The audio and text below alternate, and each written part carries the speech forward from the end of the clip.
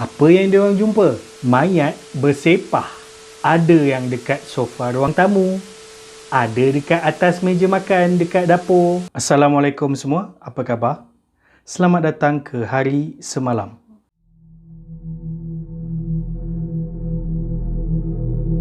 Wanita adalah jantina yang dihormati. Ibu kita pun seorang wanita. Lelaki yang hebat, mesti akan ada seorang wanita yang hebat juga yang berada di belakang dia dan menyokong dia. Istilah ibu pun banyak digunakan, macam ibu negara, ibu kota, ibu negeri, Mother Nature. Itu semua melambangkan betapa pentingnya seorang wanita, terutamanya seorang ibu. Tapi ada seorang wanita ni yang menjadi pembunuh bersiri dan yang paling kejam dalam sejarah kemanusiaan. Elizabeth Bathory dilahirkan pada 7 Ogos 1560 di Nyírbátor, Hungary, dari pasangan George Bathory dan Anna Bathory. Diorang ni keluarga bangsawan, keluarga yang sangat kaya. Ada banyak tanah dekat Hungary. Tapi mak ayah Elizabeth ni ada pertalian darah. Kira macam saudara mara lah. Disebabkan perkahwinan yang ada pertalian darah ni, Elizabeth ni ada penyakit epilepsi. Macam selalu kejang-kejang, macam sawan, lebih kurang macam tu lah. Masa dia ni kecil lagi, mak ayah dia dah dedahkan dia kepada kekejaman dan pembunuhan. Dulu kita masa kecil, mak ayah bawa kita pergi zoo, pergi taman permainan, main game yang dalam mall tu. Rindu pula lah zaman kecil-kecil. Elizabeth ni, mak ayah dia bawa pergi mana tau? Pergi tengok orang yang kena hukum mati. Gantung ke, penggal ke, kena sebat ke, kena rejam ke. Itu yang mak bapak dia tunjuk. Selain tu, mak bapak dia dah dedahkan dia dengan ilmu hitam, ilmu sihir. Tapi Elizabeth ni walaupun dia didedahkan dengan benda-benda macam tu, dia membesar sama macam gadis-gadis bangsawan yang lain lah. Berpendidikan, outfit dia pun mahal-mahal, fashionable, dapat beli skincare yang mahal-mahal, bukannya jenis timbang kilo punya. Kira mewah lah hidup dia, macam anak-anak orang kaya yang lain yang dimanjakan dengan itu, dengan ini. Masa umur dia 10 tahun, dia dah ditunangkan dah dengan Ferenc Nadasdy. Dan 5 tahun lepas tu, dia orang kahwin. Masa ni umur Elizabeth ni 15 tahun. Ferenc tu tadi 19 tahun. Ferenc Nadasdy ni pun anak bangsawan juga. Tapi belum cukup bangsawan, belum setaraf lagi dengan si Elizabeth ni. Sampaikan Elizabeth ni tak nak tukar nama belakang dia. Tak nak ikut nama suami dia, Nadasdy tu. Dia tetap guna Bathory tu sebagai nama belakang dia. Bongkak betul kan? Kahwinlah dia orang ni pada tahun 1517. Meriah tau majlis ni, besar-besaran. Anak orang kaya kan? Tak adalah kena gosip dengan jiran-jiran. Ni buat kecil-kecil ni mesti terlanjur ni. Tak ada orang gosip macam tu. Diorang berdua ni dihadiahkan oleh mak bapak Bathory ni sebuah istana yang dinamakan Cheste. Ni hadiah kahwin tau. Korang dulu hadiah kahwin dapat apa? Paling mewah pun dapur elektrik.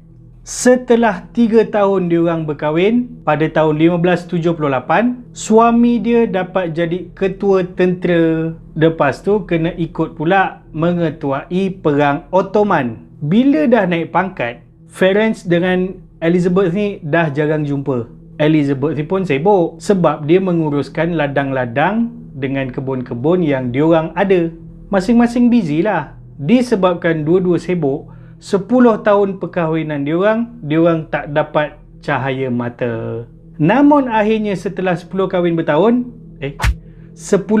berkahwin, pada tahun 1585, Elizabeth melahirkan anak pertama dia, seorang perempuan yang bernama Anna Nadasdy. Sama pula nama dengan nenek dia. Nama pun nak recycle ke? Dan selepas tu lahir lagi 4 anak selang 3-4 tahun, selang lagi 2-3 tahun. Lahir lagi 4 orang. Pada tahun 1598, Elizabeth melahirkan anak kelima dia. Dan yang terakhir lah. Masa ni lah yang dia mula buat hal. Hal apa? Sebelum aku cerita hal apa yang dia buat, aku nak korang buat hal dulu. Tekan butang subscribe, like video ni, share dan tekan juga butang notification dekat bawah tu. Senang je kan? Tak ada hal lah kan? Pada tahun 1600, umur dia ni dah masuk 40 sen, 40-an lah. Dia dah mula risau. Sebabnya kecantikan dia dah mula pudar. Anak pun dah 5 orang. Masa ni dia dah mula obses dengan kecantikan. Dah makin banyak dia beli skincare untuk mengurangkan penuaan dia. Tapi itulah, skincare ni kena makan masa lah nak dampak hasil dia kan. Datanglah seorang pelayan istana dia, pembantu dia dekat istana, bernama Dorothea Dantes atau yang selalu dipanggil Dorca. Okay, macam nama timangan lah.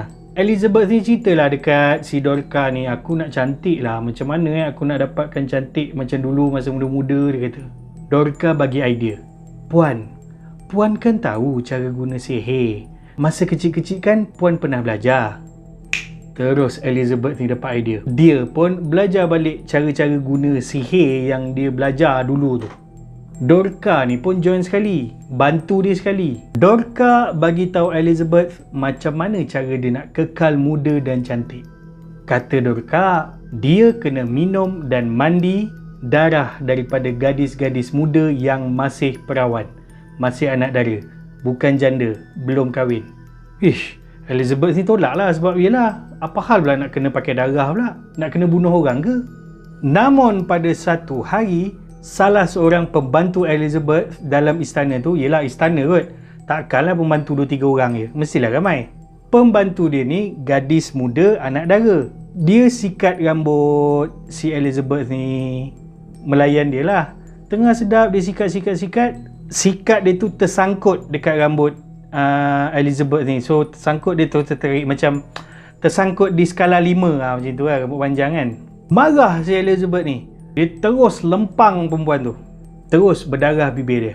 Dorca masa tu ada dekat sebelah dia. Dia terus bisik, tu nampak tak darah? Ambil darah dia. Dengan mentera sihir yang dia pernah belajar dengan Dorca ni, dia hisap darah daripada perempuan tu. Pling, rupanya menjadi. Sekejapan je kedutan wajah kedutan tua-tua tu yang dah nampak kedut-kedut tu hilang. Sukalah si Elizabeth ni, sihir dia dah menjadi. Tak payah beli skincare banyak lagi. Itulah yang menjadi titik permulaan kisah pembunuhan dekat istana tu. Elizabeth mula cari banyak darah, terutama dari gadis muda yang masih dara. Dia cari semua budak-budak dekat istana dia tu. Sorang-sorang dia seksa. Tadi dia tampar kan, keluar darah kan, sikit je kan. Kau rasa apa lagi yang dia buat untuk dapatkan darah yang banyak? Dia sebat, dia toreh muka, dia hiris-hiris dan dia toreh urat nadi perempuan ni. Lepas tu dia gantung dekat tepi bathtub dia, tepi tap mandi dia tu. Bagi darah tu turun mengalir sampai tap mandi tu penuh dengan darah.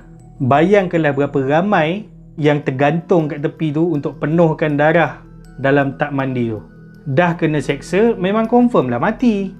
Pada tahun 1604, suami dia Ferenc Nadasdy tadi tu meninggal dunia pada usia 48 tahun. Kematian suami dia ni adalah kerana penyakit lumpuh yang dia alami 3 tahun sebelum tu. Maknanya dah 3 tahun lah ni dia lumpuh. Suami dia memang tak dapatlah nak pergi perang sebab ketua perang dia kan. Sampailah dia meninggal, tak dapat berperang. Macam mana Elizabeth? Tobat? Tidak ya. Makin menjadi-jadi lagi ada. Pembantu-pembantu dia yang muda-muda ni dah ramai yang dah mati. Dah nak habis lah dekat dalam istana tu. Apa dia nak buat ni? Dengan bantuan Dorca dan 2 lagi pembantu yang lain, Anna dan Joe, Elizabeth buat iklan. Kononnya dia perlukan gadis-gadis muda untuk bekerja dekat istana dia tu. Katanya dibagi gaji besar, makan pakai yang cantik-cantik. Tapi dia nak hanya gadis muda yang masih anak dara. Berpusu-pusulah ramai yang datang nak kerja kat situ. Beratus-ratus yang datang nak minta kerja. Kononnya lah. Padahal dikerjakan. Penyiksaan terus berlaku dalam istana tu. Elizabeth makin senang dapat stok darah dari gadis muda ni. Makan, mandi, minum, semua pakai darah. oleh kerana sihir yang digunakan dan menggunakan darah manusia tu, dia semakin cantik dan semakin muda. Elizabeth ni makin obses dengan darah manusia. Mayat mangsa-mangsa dia yang dah mati tadi tu, pada mulanya dikuburkan dengan elok. Dia siap panggil ketua-ketua agama macam Tok Imam, Tok Adi datang untuk menguruskan mayat-mayat tu. Dia bagi tahu diorang-diorang ni, pekerja-pekerja ni mati sebab kemalangan semasa bekerja. Yang ni jatuh daripada tangga, yang ni jatuh daripada bumbung, yang ni jatuh dekat bangsal, yang ni jatuh dekat bilik air. Macam-macam lah alasan dia bagi. Tapi lama kelamaan, bila dah selalu sangat terjadinya kematian dekat istana ni, tok-tok tu semua dah mula heran lah, pelik lah, kenapa ni ramai sangat yang mati. Iyalah, makin banyak pula mayat yang diorang kena settle. Elizabeth bagi amaran dekat diorang, okey, kalau tak nak settlekan diorang ni, jangan bagi tahu apa yang jadi dekat istana. Jangan buat cerita-cerita yang tak betul dekat luar lah, dekat kampung-kampung kat situ lah. Sejak dari tu, Elizabeth yang dibantu Dorcas, Anna dengan Joe buang mayat-mayat tu bersepah-sepah. Kat mana-mana je dia nak buang. Kat kebun dia ke, dekat ladang ke, belakang istana ke, sungai ke, kat tepi laut ke, suka hati dia je. Satu masalah baru timbul. Mula-mula tadi kan gadis dalam istana dia, pembantu dia, habis. Sekarang ni dia buat kerja, kononnya kerja untuk orang kampung. Orang-orang kampung, gadis-gadis kampung tu pun habis juga. Dah tak ada stok dah ni. Sudah, macam mana dia nak buat? Marketing strategi si Elizabeth ni bagus. Dia tarik pula gadis-gadis daripada golongan bangsawan bawahan. Kira diorang ni anak orang kaya jugalah. Tapi peniaga-peniaga yang kecil, bukanlah bisnes besar yang ada tanah, yang buat projek besar-besar. Dia kata dia akan ajar gadis-gadis ni macam mana cara nak bergaul dengan bangsawan atasan, cara bisnes yang betul, dan cara pakaian style-style orang-orang bangsawan yang atasan. Ramai yang datang, beratus lagi. Meriah balik istana tu. Meriah kenapa? Banyak darah. Elizabeth happy. 3 orang yang bantu dia ni pun happy lah. Sebab apa? Upah makin banyak dia orang dapat. Akan tetapi, salah seorang daripada gadis bangsawan yang ada dekat istana dia tu dapat melarikan diri. Dia pun lari dan pergi laporkan kepada pihak berkuasa tempatan, ke macam polis kampung kat situ. Dia ceritakan apa yang berlaku dekat istana Chester Elizabeth ni. Pihak berkuasa tempatan dapat satu clue. Sebabnya masa tu diorang memang tengah siasat kes kehilangan gadis-gadis kampung yang hilang entah tak tahu ke mana. Mungkin hilangnya kat istana ni lah. Pada 30 Disember 1610, pihak berkuasa ni, polis-polis ni datang ke istana Chester ni. Masuk, geledahlah istana tu. Apa yang diorang jumpa? Mayat bersepah. Ada yang dekat sofa ruang tamu, ada dekat atas meja makan dekat dapur, ada yang dalam bilik air, dalam tak mandi, yang kena gantung pun ada, kat tangga, dekat lorong koridor. Mayat semualah sebenarnya cerita. Dalam satu ruangan sempit kat bawah istana, macam dekat basement, polis jumpa satu bilik kurungan yang menempatkan gadis-gadis muda yang lain dikurung untuk menunggu giliran. Kat situ juga diorang jumpa mayat-mayat yang dah busuk bertimpa-timpa dalam tu. Terungkaplah kisah pembunuhan yang berlaku di istana Chester milik Elizabeth Bathory ni tadi. Elizabeth dan pembantu-pembantu dia 3 orang tadi tu ditangkap.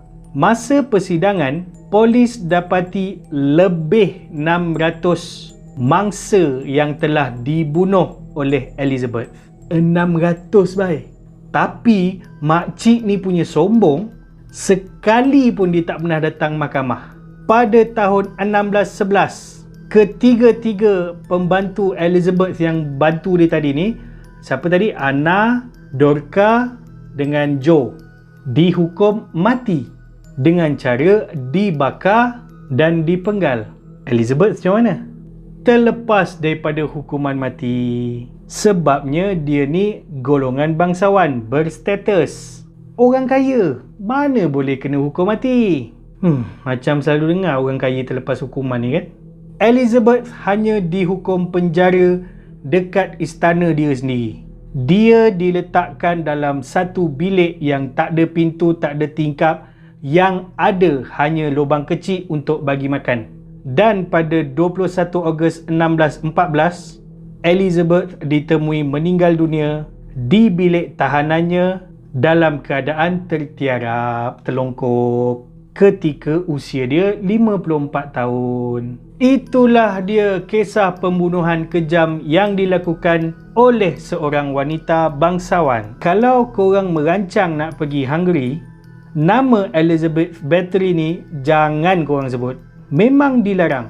Pantang penduduk Hungary ni untuk dengar nama Elizabeth Bathory ni. Harap-harap video ni pun tak terlepas sampai ke sana. Kisah pembunuhan ni juga tercatat dalam Guinness World Record sebagai pembunuhan paling kejam dalam sejarah. Dan paling ramai pula tu dibunuh. 600 lebih kot. Terima kasihlah kepada korang yang dah tengok daripada mula sampai habis. Jangan berhenti untuk support aku, sokong aku dan tekan butang subscribe kat bawah, like video ni, share dekat kawan-kawan korang, tekan juga butang notification supaya korang tahu video hari semalam yang akan naik lagi lepas ni. Okey, semoga kita berjumpa lagi di video hari semalam yang lain. Assalamualaikum semua, bye-bye.